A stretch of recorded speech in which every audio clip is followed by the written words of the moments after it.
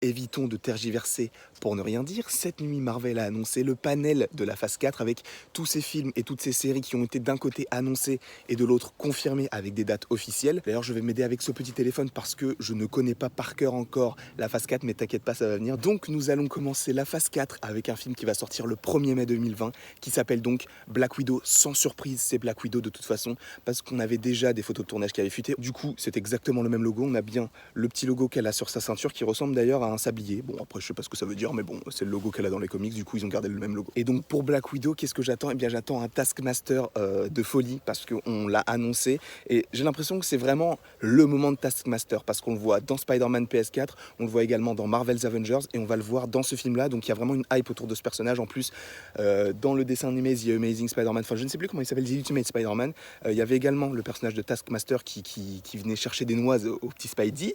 C'est ridicule de dire chercher des noises, mais bon, on s'en fout. Donc j'attends vraiment énormément de ce personnage parce que c'est vraiment un personnage que je trouve extrêmement stylé parce qu'il a la faculté en fait de pouvoir imiter les méthodes de combat de ses adversaires. Du coup, ses adversaires se retrouvent face à eux-mêmes et ça, c'est assez intéressant. Après, par rapport à ce film, ce qui m'intéresse, c'est aussi la temporalité parce que beaucoup de personnes pensaient que ça allait se passer sur la période Chambre Rouge, donc ce qui se passe bien avant tout ce qu'on a connu par rapport au personnage de Black Widow. Parce que le film a l'air de se passer entre Civil War et Infinity War, donc à voir pour la suite. Du coup, sur Black Widow, c'est vraiment ce que j'attends. Je suis sûr que le film va être un carton vu l'engouement des fans, vu que c'est aussi les fans qui ont demandé un film sur Black Widow.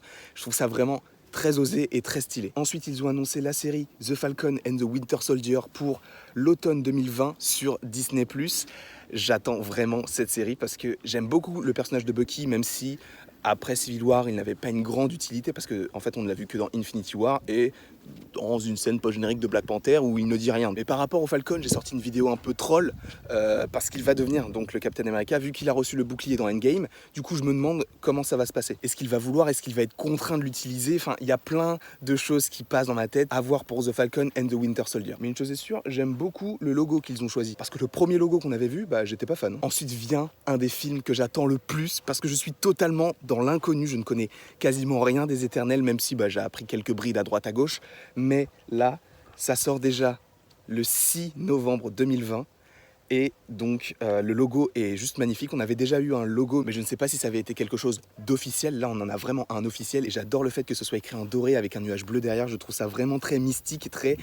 Je ne sais pas, ça fait très royaliste. En tout cas, j'attends énormément du film. Je ne sais pas ce que ça va donner. Je ne sais pas si on y verra Thanos, les Célestes, etc. On verra en temps voulu quand ils sortiront plus d'informations dessus. Mais en tout cas, là, je vous dévoile qu'il va y avoir les Éternels le 6 novembre 2020 et ça va être la folie. Ensuite, on passe directement à Shang-Chi qui s'appelle, et là, c'est un gros scoop, la légende des 10 anneaux. Alors, qu'est-ce que ça veut dire? Ça veut dire que le court-métrage... Attendez, ça me fait un peu mal au bras. Aïe, aïe, aïe. Oh, ça brûle. Excusez-moi, ça veut dire que le court-métrage que l'on a vu dans Thor, le monde des ténèbres, qui s'appelait Longue Vie au Roi, avec Ben Kingsley, était bien logique et montrait qu'il y avait un vrai mandarin que l'on avait déjà vu dans Iron Man 3, mais en gros c'était un faux mandarin.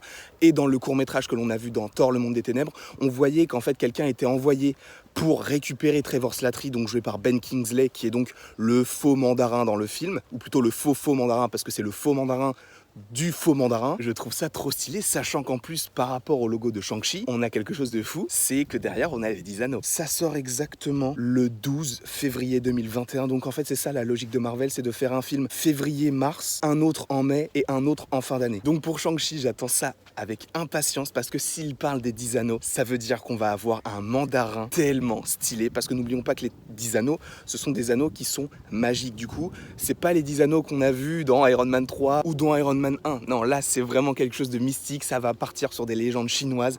J'ai vraiment hâte de voir ça. Ensuite, on a une série qui va sortir du coup au printemps 2021, c'est WandaVision. Alors, j'attends pas énormément de la chose, mais j'ai lu des choses comme quoi ça pourrait se passer un petit peu dans les années 70-80, que ce soit un changement d'époque, que ce soit assez étrange parce que Wanda, techniquement, elle vit à notre époque et Vision, mais il est mort. Du coup, je comprends pas trop. On va voir avec plus d'informations et ça sera diffusé au printemps 2021 sur Disney+.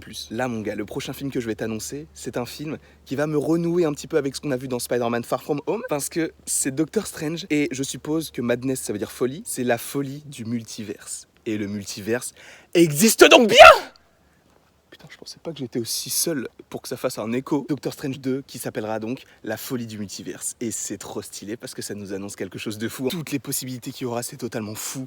et j'ai hâte. Mais vraiment celui-ci en particulier, j'ai hâte de le voir. Mais du coup en fait j'ai remarqué que le pic de la chaîne au niveau Marvel, ça sera 2021. Parce que pour l'instant on a donc WandaVision en 2021, on a également Shang-Chi, on a Doctor Strange 2 et on va avoir 4 autres programmes que je vais vous annoncer tout de suite.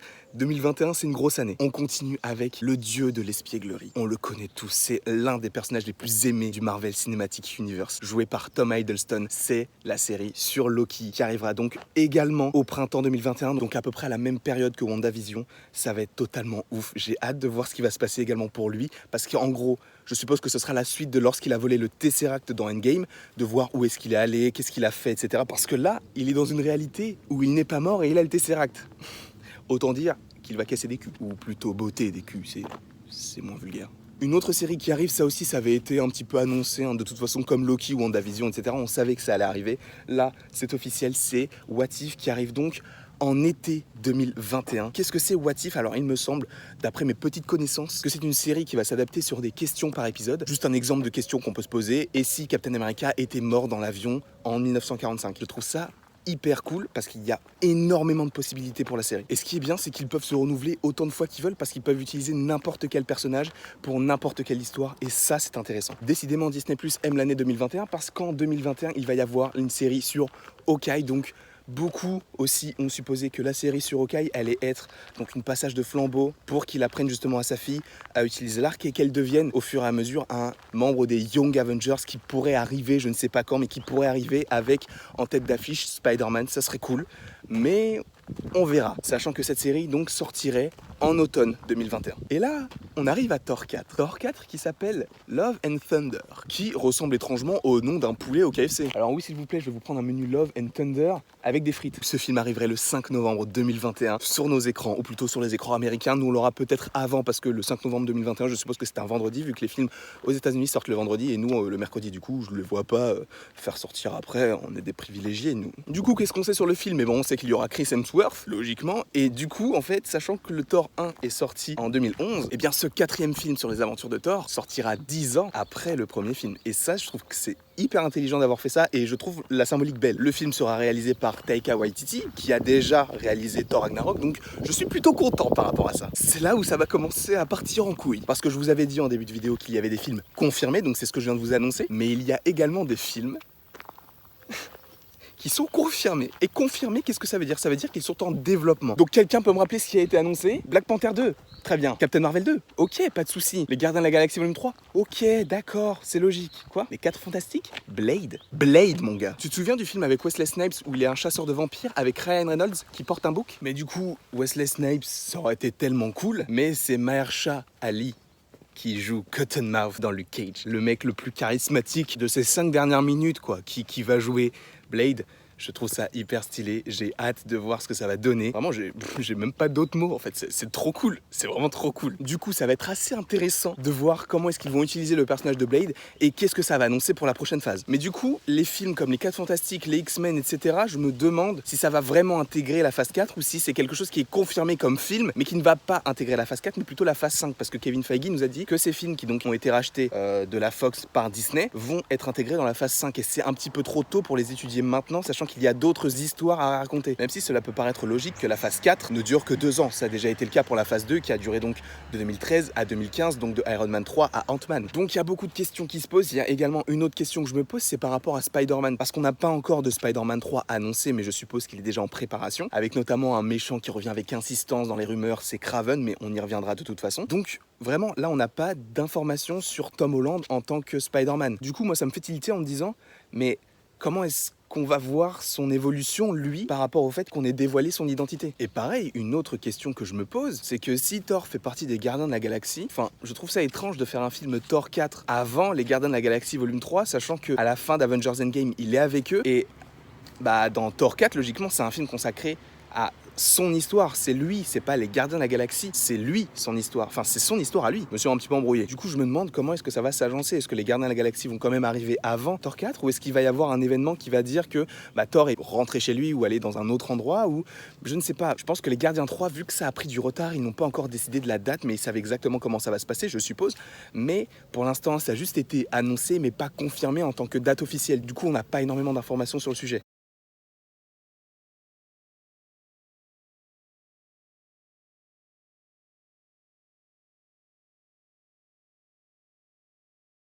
Mais ce que je trouve quand même étonnant, c'est que pour l'instant dans cette phase 4, ce qui est confirmé, c'est que 5 films, donc Black Widow, Shang-Chi, Doctor Strange 2, donc la folie du multiverse, Thor, Love and Thunder et Les Éternels. Du coup, ça fait peu quand même, ça fait peu. Parce que regardez, pour la phase 3, on avait énormément de films. Je ne pourrais pas compter, je pense qu'il y en a eu 8, 9, possiblement plus avec les ajouts de Spider-Man, donc Spider-Man Homecoming et Spider-Man Far From Home. Je pense quand même que les 4 Fantastiques, ça va arriver pour la phase 4. Et il y aura peut-être un lien donc avec la tour Stark, on y reviendra de toute façon. Mais donc cette phase 4 me fait poser énormément de questions et j'espère qu'elle vous en fait poser aussi.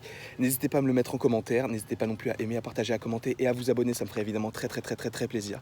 Et il ne me reste plus qu'à vous dire, il y a un chien juste là qui a l'air assez méchant, il y a 2 Rottweilers là juste là. Du coup, phase 4 extrêmement énigmatique, j'ai hâte d'en savoir plus sur les films. Je vais vous en faire des vidéos, que ce soit dans mon nouveau décor ou dans le décor actuel. De toute façon, il y a plein de choses qui arrivent chez Marvel et encore plus sur ma chaîne, donc restez connectés. Ouais, t'as vu le teasing de ouf. Du coup, vous pouvez aimer, partager, commenter, vous abonner. Je suis désolé pour le contre-jour, mais c'est juste que là, je dois faire sens inverse. Vu qu'il y a le contre-jour qui est pas forcément agréable, je vais le faire en marche arrière. Du coup, n'hésitez pas à vous abonner, à partager, à commenter et à aimer. Je crois que c'est ça. Je vous dis à la prochaine pour la prochaine.